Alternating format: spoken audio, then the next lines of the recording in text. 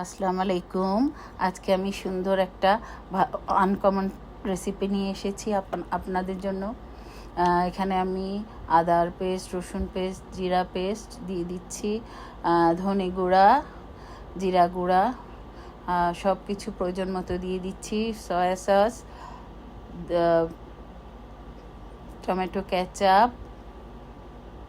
সব একসাথে দিয়ে দিচ্ছি। আমি এখানে প্রায় 2 কেজির মতো গোস্ত নিয়েছি। স্বাদ মতো লবণ দিয়ে দিচ্ছি। এখন পেঁয়াজ, আমি এখানে বেশ খানিকটা পেঁয়াজ দিয়ে দিয়েছি, সাথে পেঁয়াজ বেরেস্তা দিয়ে দিচ্ছি। একটু ডিফারেন্টভাবে আমি রান্না করতে চাচ্ছি। আর হলুদের গুঁড়ো দিয়ে দিচ্ছি, মরিচের গুঁড়ো দিয়ে দিচ্ছি। তারপর আমি ভালো করে সবগুলিকে একসাথে মেখে নেব এবং আমার স্পেশাল করে রাখা গরম মশলা, যা আপনারা আমার রেসিপিতে পাবেন, আমি সেই মশলা দিয়ে দিচ্ছি এখানে 2 চামচ দিয়ে ভালো করে আমি সরিষার তেল দিয়ে মেখে নেব গোস্তটা। আপনারা দেখতে থাকুন আমি কিভাবে মাখাচ্ছি। খুব সুন্দর করে মাখাতে হবে যেন ভালো করে মশলাগুলি লেগে যায় গোস্তের সম্পূর্ণ গায়ে। আর ফাঁকে আপনাদের সাথে একটু কথা বলি। আপনারা যারা আমার চ্যানেলটা দেখছেন, আমার রান্নাগুলি যদি আপনাদের ভালো লেগে থাকে তাহলে অবশ্যই আমার চ্যানেলটাকে সাবস্ক্রাইব করবেন, আমার পাশে থাকবেন, লাইক করবেন, কমেন্টস দিবেন, শেয়ার করতে ভুলবেন না। অন্যের সাথে ভালো মন্দ যেমনই হোক কমেন্টস করবেন। আপনাদের এক একটা কমেন্টস আমাকে কিন্তু নতুনভাবে ভালো কিছু করার অনুপ্রেরণা জাগায়। আর একটা কথা, এখন ইউটিউব অনেক নিয়ম করেছে। আপনারা কিন্তু আমার চ্যানেলে প্লিজ কেউ পাশে আছি, পাশে থাকবো এইগুলি বলবেন না। এতে আমার অনেক রিচ কমে যায়, ইভেন আপনাদেরও কমে যাবে। তো তার থেকে ভালো আপনারা যেই আমার চ্যানেলে আসেন, ফুল ভিডিও দেখে একটা কমেন্টস করেন যে আসছি আপু, আপনার ভিডিওতে সুন্দর কমেন্টস করছি বা দেখে নিয়েছি। এইটুক লিখলেই আমি বুঝবো যে আপনারা আমাকে সাবস্ক্রাইব করেছেন। আর আমার নোটিফিকেশান আসে কে সাবস্ক্রাইব করেছে, কে কতটুক দিয়ে দেখেছে। আমি অবশ্যই তাকে বন্ধু হয়ে তার সাথে থাকবো।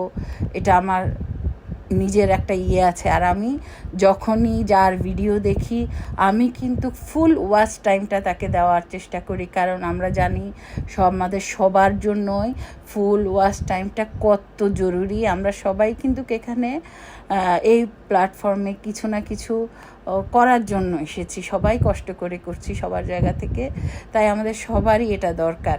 দেখুন কি সুন্দর কালার এসেছে গোস্তের। আপনারা এভাবে অবশ্যই আমি বলবো আপনারা ট্রাই করে শেষ পর্যন্ত দেখতে থাকুন। এটা প্রথম মনে হচ্ছে আপনাদেরকে নর্মাল কোনো বিফ রান্না না, এটা কিন্তু সুন্দর। আস্তে আস্তে দেখতে থাকুন। এটা আপনারা, আমি এখানে বিফ দিয়ে করেছি, আপনারা কেউ এরকম মাটন দিয়েও করতে পারেন, মানে যে যা পছন্দ করেন ঠিক এই ওয়েতেই আপনারা করতে পারেন। আমি কিন্তু বিফের বিভিন্ন রকম রেসিপি আপনাদের কাছে নিয়ে আসবো এক এক করে। এটা আমার করা ছিল, আজকে আমি আপনাদের সাথে শেয়ার করছি। আস্তে আস্তে আপনারা আরও সুন্দর সুন্দর রেসিপি পাবেন আমার কাছে। দেখুন এখন আমি কিন্তু এখানে বাড়তি কোনো পানি দিইনি। আমি চুলা কমিয়ে আস্তে আস্তে করে যে পানিটা বের হয়েছে সেই পানিটাই এখানে শুকিয়ে নেব। ঢেকে ঢেকে শুকিয়ে নেব, তারপর দেখবেন রান্নাটা খুব সুন্দরভাবে হয়ে যাবে। আপনারা কে কোথা থেকে দেখছেন অবশ্যই জানাবেন। দেখুন কি সুন্দর কালার হয়ে গেছে। আমি পুরো পানিটা টেনে নিয়েছি।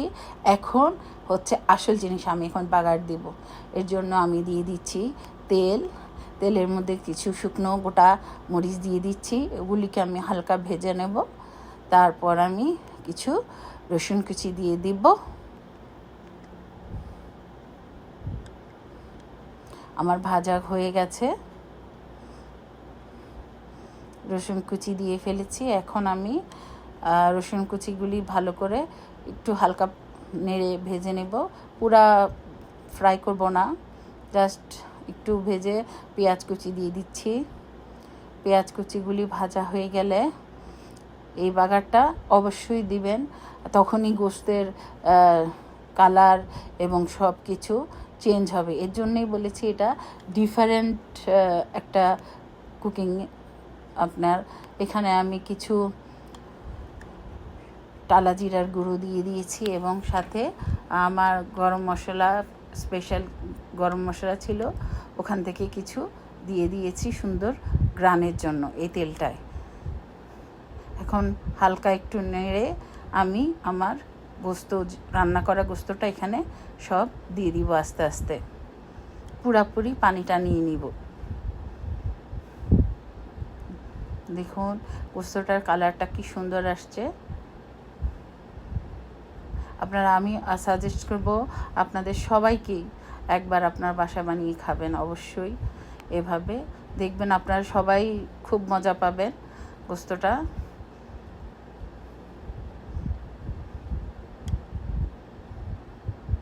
কীরকম জুসি জুসি একটা ভাব চলে আসছে গোস্তের। এই হয়ে গেছে, পানিটা শুকায়ে একটা কালচে কালচে ভাব চলে আসছে। এখন আমি আমার গোস্তটা নামিয়ে নিব।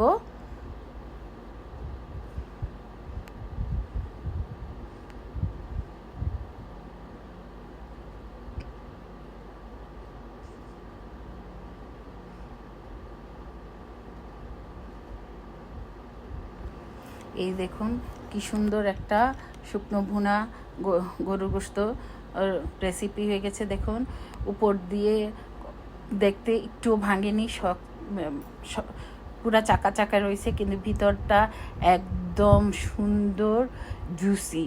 হ্যাঁ, মানে স্বাদটাও পুরা কাবাবের মতো, মানে অন্যরকম একটা টেস্ট।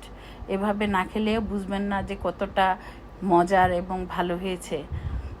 দেখুন ভিতরটা একদম সফট এবং জুসি, উপরটা কিন্তু একদম শক্ত ঝরঝরা ছিল। এভাবে আপনারা অবশ্যই বানিয়ে খাবেন। তো আজকের মতো আল্লাহ হাফেজ।